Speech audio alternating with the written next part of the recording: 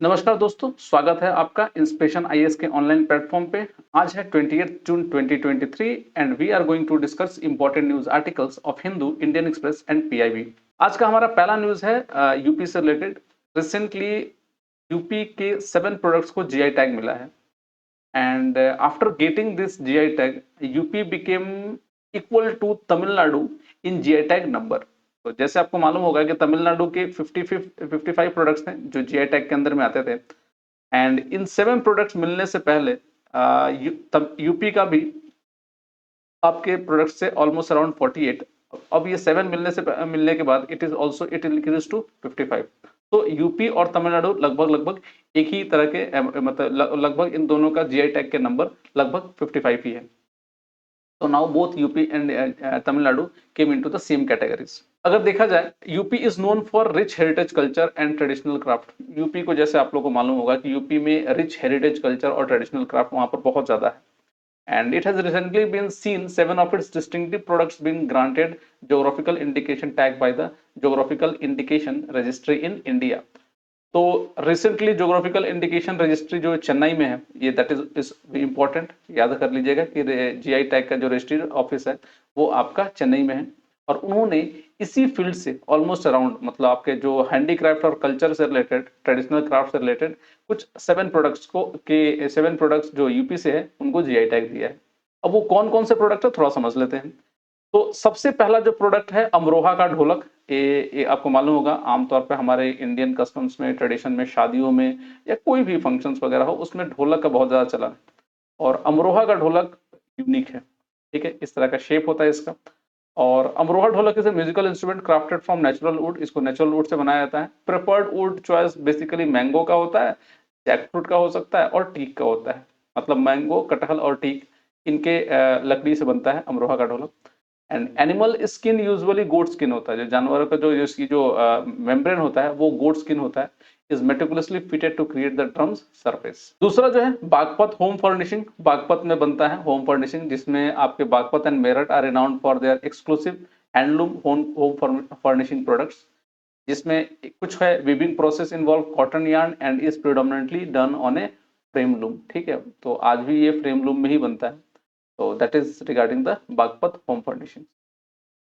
Third जो है Barabanki handloom products. Barabanki के जो हैंडलूम प्रोडक्ट्स होते हैं वो भी है और इसमें आपका आता है Barabanki and its surrounding areas are home to around 50,000 weavers and 20,000 looms and the annual turnover of the Barabanki cluster is estimate to be 150 crore. ठीक है, तो ये कुछ 3 प्रोडक्ट्स ये हो गए।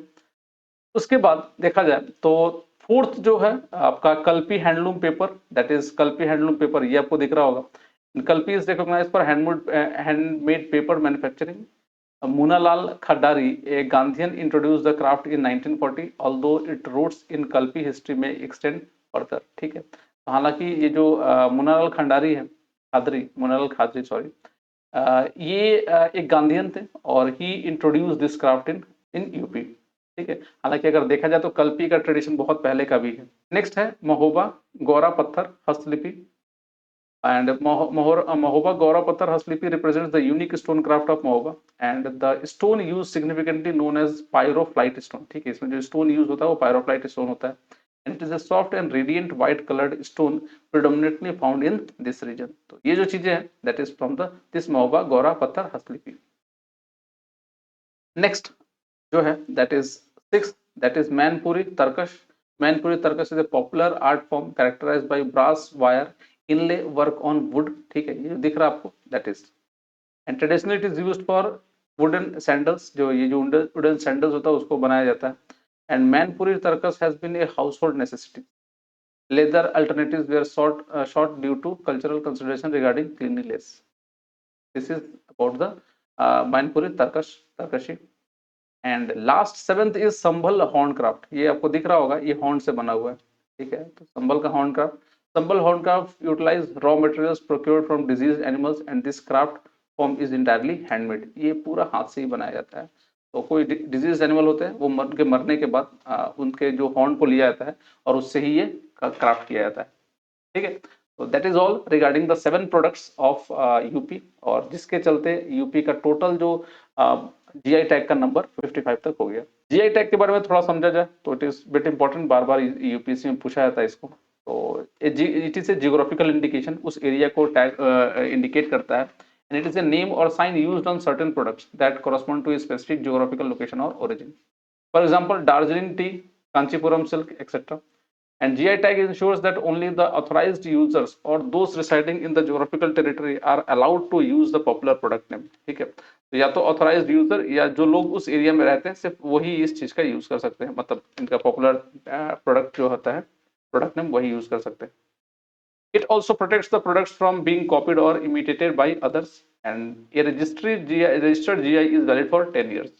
तो अगर मान लो जैसे हम कहते हैं कि कांचीपुरम सिल्क, तो ये सिर्फ उसी एरिया का, दार्जिलिंग टी होगा तो सिर्फ उसी एरिया का चाय जो होगा वो दार्जिलिंग टी कहा जा सकता है। ये नहीं कि किसी और दूसरे जगह का नाम दार्जिलिंग टी होगा, जो प्रोडक्ट्स होंगे वो दार्जिलिंग टी होंगे, नहीं, उसी एरिया के प्रोडक्ट्स या तो वहां का ही होने चाहिए या उस एरिया से ही आप लेकर दूसरी जगह बेचो तो वही प्रोडक्ट होने चाहिए Darjeeling T. So it indicates the geographical locations. Getting it? This is regarding the GI tag. Bit important for UPSC point of view perspectives. अपना next जो news है that is National Sickle Cell Anemia Elimination Mission. Recently Government of India ने ये mission चालू किया है, Sickle Cell Anemia Elimination Missions. थोड़ा समझते हैं। Prime Minister will launch the National Sickle Cell Anemia Elimination Mission at a public program in Sahdol, Madhya Pradesh. आमतौर पे आप सिकल सेल एनीमिया के बारे में जानते होंगे। इसमें बेसिकली होता क्या है कि हमारा जो ये रेड ब्लड सेल्स होता है ये नॉर्मली ये नॉर्मल है, ये जो शेप होता है ये हमारे ब्लड सेल का ये नॉर्मल शेप है, बट अगर यही शेप कन्वर्ट होकर कुछ इस तरीके का हो जाए ऐसे करके या एक सिकल की तरह हो जाए तो इसको हम लोग कहते हैं sickle cell anaemia. And it was announced as a part of the union budget 2023 and vision क्या है, eliminate sickle cell disease as a public health problem in India before 1947। तो 1947 से पहले इसको खत्म करना है। And the overall aim is to enable access to affordable and quality health care for all sickle cell disease patients and to lower the prevalence through awareness, change of practices and screening interventions. ठीक है, the mission will entail awareness creations, universal screening of 7 crore people in 0 to 40 years age group in affected tribal areas and counseling through collaborative effort of central ministry and state government. तो जिस area में जो infected है उस area के 0 से मतलब लगभग 0 to 40 इयर्स तक एज के लोगों को या जो पॉपुलेशन है उनको स्क्रीन किया जाएगा और उनको काउंसलिंग के थ्रू उनको इस बारे में बताई जाएगी, अलॉन्ग विद मेडिकेशन स्टार्ट किया जाएगा। Initially, the focus shall be 17 states with higher prevalence of sickle cell disease, that is Gujarat, Maharashtra, Rajasthan, Madhya Pradesh, Jharkhand, Chhattisgarh, West Bengal, Odisha, Tamil Nadu, Telangana, Andhra Pradesh, Karnataka, Assam, UP, Kerala, Bihar and Uttarakhand. तो ये कुछ state है जहां पर sickle cell diseases बहुत ज्यादा है। Next, sickle cell के बारे में समझा जाए, it is a inherited blood disorders, मतलब ये जेनेटिक होता है। And it affects hemoglobin. The molecule is red color cells that delivers oxygen to cell throughout the body. मतलब ये रेड आरबीसी होता है जो ऑक्सीजन को सप्लाई करता है हमारे डिफरेंट सेल्स तक। एंड सिकल सेल होने के चलते इसकी जो ऑक्सीजन कैरिंग कैपेसिटी है वो कम हो जाती है, जिसके चलते लोगों को सांस जल्दी फूलता है। And the people with this disease have atypical hemoglobin molecules called hemoglobin S which can distort red blood cells into a sickle or crescent shape. This sickle cell also become rigid and sticky which can slow or block blood flow. ये sickle cell होते हैं rigid और sticky हो जाते हैं, कभी कभी block हो जाते हैं जिसके चलते ब्लड की फ्लो रुक जाती है। The cause of sickle cell disease is a defective gene called sickle cell gene and ये बेसिकली जैसे हमने कहा हेरिडिटरी होता है और ये सिकल सेल जीन के चलते होता है। And person will be born with sickle cell disease only if 2 genes are inherited, one from the mother and one from the father. तो सिकल सेल डिजीज होने के लिए दोनों फादर और मदर को सिकल सेल एनीमिया होना पड़ेगा। अगर एक सिकल सेल है दूसरा सिकल सेल एनीमिया नहीं है तो कोई इशू नहीं है, बच्चों में नहीं होगा ये। बट अगर दोनों सिकल सेल है then it will cause problem. तो शादियों के दौरान इस सब चीजों का ध्यान रखना पड़ेगा, अगर ये थोड़ा सा रखा जाए तो बच्चों में कोई दिक्कत नहीं होगी। तो that is regarding the sickle cell anaemia. थोड़ा और समझा जाए सिम्टम्स क्या होता है। अर्ली स्टेज में एक्सट्रीम टायर्डनेस होगा और फ्यूजीनेस होगी from anaemia, painful swollen hands and feet and jaundice हो सकता है। लेटर स्टेज में severe pain, anaemia, organ damage and infection हो सकता है। ठीक है, ट्रीटमेंट क्या है, the only cure for the disease is bone marrow और स्टेम सेल ट्रांसप्लांटेशन। ठीक है, however there are treatment that can help relieve symptoms, lessen complications and prolong life। तो सिम्टोमेटिक ट्रीटमेंट तो है ही है बट बेसिकली इसका जेनेटिक काउंसलिंग ही जरूरी पड़ेगी। So that is regarding the sickle cell anaemia. चलिए नेक्स्ट आते हैं अपने अगले न्यूज पे, यूनिकॉर्न स्टार्टअप से रिलेटेड। रिसेंटली एक रिपोर्ट आई थी कि new additions to the unicorn list declined sharply in 2023, indicating a slow down in the Indian startup ecosystem. 2023 में जो यूनिकॉर्न का यूनिकॉर्न लिस्ट जो है वो धीरे धीरे कम होना शुरू हो गया है, और कहा यह जा रहा है कि इंडिया के जो इकोसिस्टम है, जो स्टार्टअप को जनरेट करता है, वो थोड़ा स्लो डाउन उसमें हुआ है।